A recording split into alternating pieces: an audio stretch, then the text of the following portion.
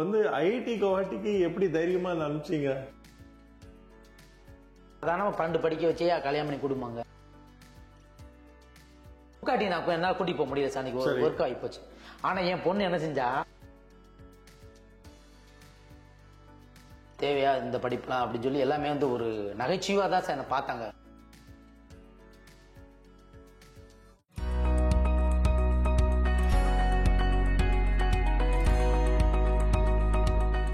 சரி, Harini facilitation கிளாஸஸ்லாம் attend பண்ணாங்களா? எங்க சார்? டிஏசிஎஃப் கூட. ஆமா சார், இங்க படிச்சா. எல்லாம் படிச்சாங்க. ஆமா படிச்சா. இங்க சாசோட ஃபாலோ பண்ண, நிறைய எக்ஸாம் போட்டா, நிறைய எழுது. நான் கூட்டிட்டு போனேன், கோயம்புத்தூர் கூட்டிட்டு போனேன், மதுரை, சென்னை, நிறைய ஊருக்கு நிறைய கூட்டிட்டு. ஆமா. சரி, ஒரு கேள்வி, தப்பா நினைக்காதீங்க. மானாமதுரையில பொண்ணு இப்ப ஊரை விட்டு போகணும்னா, தமிழ்நாட்டு விட்டு போகணும்னா கொஞ்சம் மன கஷ்டமா இருக்கும்.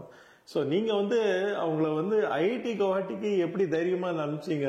ரொம்ப கவலையா இருந்துச்சு சார் எங்களுக்கு. மதுரையை விட்டு தாண்ட மாட்டோம், உசிலம்பட்டி மானாமதுரை விட்டு தாண்ட மாட்டோம் சார். யாரும் பிள்ளைங்க ஒய்ஃப் யாருமே போனதே கிடையாது. அப்படி இருக்கிற சூழ்நிலையில எங்களுக்கு ரொம்ப கஷ்டமா இருந்துச்சு. எப்படி போய் குவாஹாட்டிங்கிறாங்க, அசாம்ங்கிறாங்க, எப்படி போய் விட்டுட்டு இருக்க போறோம். ரெண்டாவது எங்க ரிலேட்டிவ்லாம் பொம்பளை பிள்ளை இவ்வளவு படிக்கிறதுக்கு அலோவ் பண்ண மாட்டாங்க சார். தேவையில்லை, சாதாரண 12 படிக்க வச்சே கல்யாணம் பண்ணி கொடுப்பாங்க. இல்லையா 12 படிச்சு முடிச்சா ஒரு 3 வருஷம் படிக்க காலேஜ்ல முடிச்சுட்டு சாதாரண ஆர்ட்ஸுக்கு படிச்சுட்டு கல்யாணம் பண்ணி வை, அவ்வளவுதான் அப்படின்னு சொல்லுவாங்க. இப்படி இருக்கிற சூழ்நிலையில நம்ம பிள்ளைகள் நல்லா படிக்க வச்சு ஒரு நல்லா அன்னைக்கு கொண்டாடணும். ஓரளவுக்கு அந்த பிள்ளைங்க தான் சுய கால நிக்கணும், யாரும் எதிர்பார்க்காம அப்படின்னு ஒரு எண்ணத்துல நாங்க படிக்க வச்சோம் சார். நாங்க ஆமா, யாரா இருந்தாலும் ஆணோ பெண்ணோ யாரா இருந்தாலும் அவங்க சுய காலில் நிக்கணும், சம்பாரிச்சு. நாளைக்கு ஹஸ்பண்ட்டையோ நாளைக்கு மாமனார் மாமியிட்ட அவங்க எதிர்பார்த்தோ எனக்கு அதை கொடுங்க கேட்கக்கூடாது.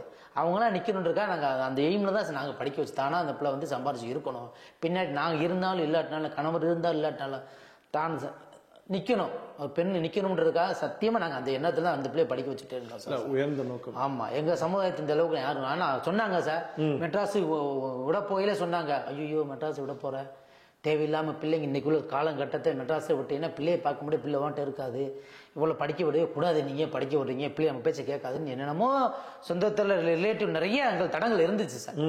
அதெல்லாம் மீறி தான் நாங்க எங்க பிள்ளையோட நம்பிக்கை, நம்ம சாருடைய சொல்ற அந்த கைடன்ஸ், சாருடைய அந்த விடுங்க தைரியமா விடுங்க, ஒன்றும் ஆகாது, ஹரிணி நல்ல பிள்ளை, பிக்கப் பண்ணிக்கிடுவா, அவளை புரிஞ்சுக்கிட்டேன் நான், நீங்க பண்ணுங்க, நிறைய சார்ல நல்லா ஊக்கம் கொடுத்தாரு எங்களுக்கு. கண்டிப்பா அந்த தைரியத்தை நாங்கள் முதல் கலாச்சாரத்தில் சென்னையில் சேர்த்தோம் சார். அப்பயே பயமா தான் இருந்து சேர்த்தோம். அதே 4 வருஷம் முடிச்சு அதே மாதிரி சார் சொன்ன மாதிரி படிச்சுட்டு கரெக்டா இருந்து டிவி சொன்ன மாதிரி ஃபாலோ பண்ணி இருந்து முடிச்சு அதே மாதிரி கரெக்டா வந்துட்டா சார். வந்தப்பறம் அப்புறம் மறுபடியும் எழுத சொன்னாரு. நாங்க அதே மாதிரி தைரியத்தையுமே நாங்க ஹைதராபாத் கூட்டிட்டு போனேன், அகமதாபாத் கூட்டிட்டு போனேன், ஐஐடி எல்லாம் சார் சொன்னது பூரா போய் எழுதணும். போனோன்னு நான் குக்காட்டி நான் என்னால கூட்டிட்டு போக முடியல சார், அன்னைக்கு ஒர்க் ஆகி போச்சு. ஆனா என் பொண்ணு என்ன செஞ்சா, மாமா அப்பா வர முடியல, நான் உன்னைய கூட்டிட்டு போறேன்னு சொல்லி என் ஒய்ஃபு டிக்கெட், என் ஒய்ஃபை போட்டு டிக்கெட் போட்டு, என் பொண்ணும் என் ஒய்ஃபுமே 2 பேருமே போட்டேன். என் ஒய்ஃப் உசிலம்பட்டியும் மானாமையும் தாண்டினதே கிடையாது சார். அவன் அன்னைக்கு தான் முத ஃபிளைட்டை ஏறி என் பொண்ணை கூட்டிட்டு போய், என் பொண்ணு கூட்டிட்டு போனா சார், ஐஐடி குக்காட்டி வான்னு கூட்டிட்டு போனது. அதுல இருந்து எனக்கு ஒரு தைரியம் எல்லாமே வந்துச்சு சார். சார் நம்ம டிசிபி வந்தனாலதான் நம்ம ஒரு பொண்ணை இவ்வளவு கொண்டாட முடிஞ்சிச்சு. அவளோட கான்பிடென்டா வந்தா ஓரளவுக்கு எல்லாமே அவனால முடியுது. இன்னைக்கு பிளைட் முத 2 பேரும் ஏறி போய் அட்டம் பண்ணி எக்ஸாம் எழுதி அங்க பாஸ் ஆகி வந்துட்டாங்க சார். அதை பார்த்தா எனக்கு நான் பிரமிச்சு போயிட்டேன் நான். சரி சரி, எனக்குலாம் ரொம்ப கஷ்டமா இருந்துச்சு, எப்படி போறது, அப்பா நான் போறேன் கூட்டிட்டு போறேன், நீ வேணா முடியல, அந்த எக்ஸாம் நான் மிஸ் ஆயிருவேன், வர முடியல மிஸ் ஆயிரும், நான் அம்மா கூட்டிட்டு நான் போறேன் அப்படி என் பொண்ணு கூட்டிட்டு போனா சார். அந்த கான்பிடன்ட் எல்லாமே டிஎஸ்சில இருந்து வந்து சார், சத்தியமா நான் சொல்லுவேன். ஆமா, இதுல இருந்து அவளுக்கு அந்த கான்பிடன்ட், அந்த எழுதுற தன்மை. ஏன்னா நிறைய எக்ஸாம் எழுத சொன்னார் சார், டிஎஸ்சி இருந்து போடுங்க, அப்பதான் இதாகும், பிராக்டிஸ் ஆகும், அவங்க நாளைக்கு எதையும் எழுதுவாங்க அப்படின்னாங்க. அதனால எழுதி அவளுக்கு ஒரு இதே வந்து என்னை கலாச்சாரத்துல சென்னையில படிக்க வச்சிருக்க, என்ன படிக்க வச்சிருக்கான், தேவையா இந்த படிப்புலாம் அப்படின்னு சொல்லி எல்லாமே ஒரு நகைச்சுவா தான் சார் என்ன பார்த்தாங்க. சொந்தம் எல்லா பேருமே, ரிலேட்டிவ் மத்தவங்க எல்லாமே எது தேவையில்லாம இது என்ன படிப்பு, என்ன கலாச்சாரத்தை என்ன போய் படிக்க வைக்கிறாங்க, இது ஒரு படிப்பா சென்னையில் படிக்கிறாங்கன்னா யாருக்கும் தெரியல சார். அதை பத்தி இன்ஸ்டியூட் பற்றி தெரியாது, நம்ம விளக்கும் இல்ல, அவங்களுக்கு தெரியாது. அதனால நாங்க எதுவும் சொல்றதும் கிடையாது. அப்படியா சொல்லிட்டு நகைப்புக்குரியாதான் இருந்தது என் பொண்ணு படிக்கிற கலாச்சாரத்தை பத்தி. அப்புறம் இப்ப கலாச்சாரத்தை முடிச்சுட்டு ஐஐடி குவாஹாட்டி சொன்னோம்னா எல்லாமே பிரமிப்பா பாக்குறாங்க, வியந்து பாக்குற அளவுக்கு இன்னைக்கு இருக்கு சார். இப்போ உங்களுக்கு ஒரு நல்ல அனுபவம் கிடைச்சிருக்குது. அவங்களுடைய பொண்ணு இப்ப நல்லபடியா ஐஐடி குவாஹாட்டியில இப்ப லிபரல் ஆர்ட்ஸ் படிச்சுட்டு இருக்கிறாங்க. இப்போ உங்களுடைய இந்த அனுபவத்தின்படி வருங்கால மாணவர்களுக்கு நீங்கள் என்ன சொல்ல விரும்புறீங்க சார்? வருங்காலங்கள எல்லாமே என்னன்னா சார், பெண்களும் ஆண்களும் வந்து படிக்கணும், முன்னேறணும், வெளியூர்ல போய் படிக்கணும், வெளியூர் போய் எக்ஸாம் எழுதணும், நிறைய எழுதுனாலே செலவாகுது அப்படின்றது நினைக்க கூடாது சார். கரெக்ட். டிஎஸ்சி ஃபுல்ல ஜாயின் பண்ணியாச்சுன்னா நம்ம வந்து அங்கே போய் எழுதணும், அங்கே போய் எழுதுறோம், அவ்வளோ செலவு அவ்வளோ சார் செலவை பற்றி நினைக்கவே கூடாது சார்.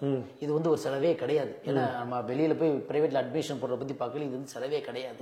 அதனால் இதெல்லாம் வந்து சார் சொல்கிற நம்ம ஃபாலோ பண்ணி எல்லா ஊர்லையும் போய் எழுதணும் சார். பெண்களோ ஆண்களோ பிள்ளைங்களும் போய் எழுதணும். வெளியூரில் போய் நிறைய எக்ஸாம் போடணும் சார். போய் எழுதுனா தான் அவங்களுக்கு ஒரு நம்பிக்கையே வரும் சார். நிறையா வந்து அவங்க திறமை வளர்த்துக்கிறாங்க சார். நாளைக்கு என்ன எக்ஸாம் அவங்க அட்டன் பண்ண முடியும் சார். அதில் என் பொண்ணு சொல்கிறாள் சார், நான் இவ்வளோ எக்ஸாம் எழுதுனால தான் சார் பாருங்க, பிஜியில் வந்து 6 தான் போட்டிருக்கா, 6ல் 1 பாஸ் ஆகிட்டாங்க. சரி சரி. இப்படி நிறையா போடலை நாங்கள். ஏன்னா ஏப்பா நான் யூஜியில் நிறைய எழுதி நல்லா அனுபவம்ப்பா, அதனால நான் இதில் எழுதணும், எனக்கு கிடச்சி போச்சு, ஒரே அட்டம் கிடச்சிருச்சு. சரி சரி சரி சரி கிடச்சிருச்சு எனக்கு. சரி. அதுக்கு வந்து நான் எக்ஸாம் எழுதி போட்டு சார் சொல்லி போட்டேன்னா எழுதிக்கிட்டதுனால எனக்கு அந்த வந்து ஸ்கில் எல்லாம் கிடச்சிச்சுப்பா, எழுத முடிஞ்சிச்சு எனக்கு அப்படின்னு. இல்லை இல்லை, 2 விதத்தில் உங்களை பாராட்டணும். ஒன்று வந்து பெண்கள் வந்து ஆண்களுக்கு சமமாக நிகராக இருக்க வேண்டும் என்ற ஒரு எண்ணம் படி, அது மட்டும் நீங்கள் எண்ணம் மட்டும் இல்லாமல் அது வாழ்ந்து காட்டிட்டீங்க. ஆமாம் சார். பொண்ணை வந்து கலாக்ஷேத்திரத்தில் படிக்க வச்சிங்க, அதுக்கடுத்து ஐஐடி கவுஹாட்டியில் படிக்க வச்சுருக்கீங்க.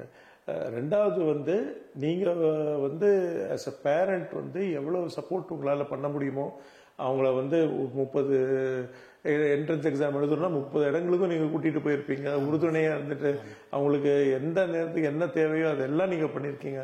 இதெல்லாம் பார்க்கும்போது மற்ற மாணவர்களுக்கும் மற்ற பெற்றோர்களுக்கும் அது ஒரு பெரிய பாடமாகவும் அது வந்து ஒரு வழிகாட்டியாக இருக்கும் என்று நான் நம்புகிறேன். உங்களுடைய இந்த எஃபர்ட்டுக்கு வந்து என்னுடைய மனமார்ந்த வாழ்த்துக்கள். உங்களுடைய பொண்ணுக்கும் மனமார்ந்த வாழ்த்துக்கள் கூறி நன்றி கூறி விடைபெறுகிறேன். நன்றி.